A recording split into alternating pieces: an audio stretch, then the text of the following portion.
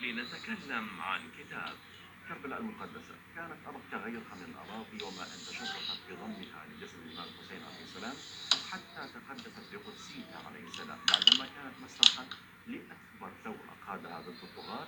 عندها صارت محط لأنظار الكثيرين من الرحالة الذين تحملوا عناء السفر في سبيل الوصول إليها والتعرف على أهلها، وبدورهم نقلوا ما شاهدوه عن هذه المدينة المقدسة إلى بلدانهم وأوصلوا ما رأوه عن حقيقة ثورة الفقر الخارجة.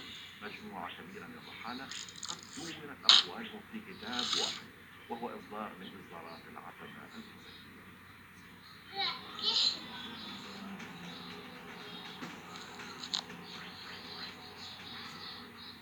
كتاب كربلاء والرحالة الذين زاروها أحد الكتب الصادرة عن شعبة إحياء التراث الثقافي التابع لقسم الشؤون الفكرية والثقافية في العتبة الحسينية المقدسة. مؤلف الكتاب هو المؤرخ سعيد رشيد الميزن، وقدم العلامة الشيخ ناصر شامي. الكتاب يتألف من 175 صفحة. الكتاب تضمن أيضا كما نوهنا آراء الرحالة اللي زاروا كربلاء المقدسة، وقد اختار الكاتب 50 رحال. أي إذا قرأت الكتاب بالكامل تتعرف على معلومات عن 50 رحال فضلا عن معرفة رأيهم في هذه المدينة. الحسيني المعروف بالمشهد الحائري، وقد ذكر في عهد المتوكل أنه أجري الماء عليه بقصد تخريبه حتى حار الماء عند قبره الشريف، وظلت البقعة الطاهرة عند قبره جافة، ويقصد كربلاء، بلدة صغيرة بأرض العراق، وبها قتل الحسين بن الإمام علي رضي الله عنه تعالى، وأهلها أهل شر وفتن.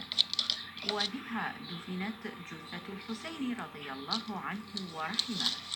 من كلامه هذا يستدل على أنه كان من مروجي الطائفية، وما اتهامه لأبناء المدينة بأهل الشر والفتن إلا دليل حي على أنه يمقت أبناء الشيعة. وقد علق الرحالة السيد عباس المدني الذي جاء إلى كربلاء وبقي فيها عدة أشهر اطلع خلالها على أخلاق أبناء كربلاء العالية وآدابهم واحترامهم للضيف، وهو الرحالة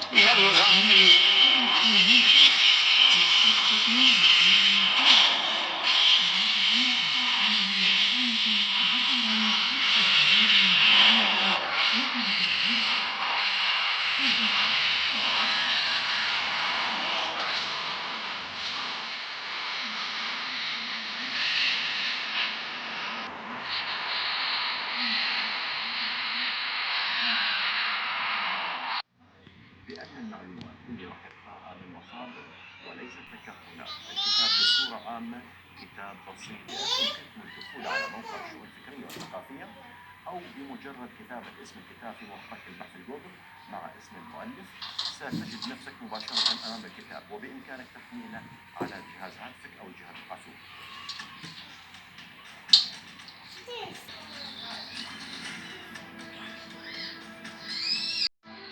يلغى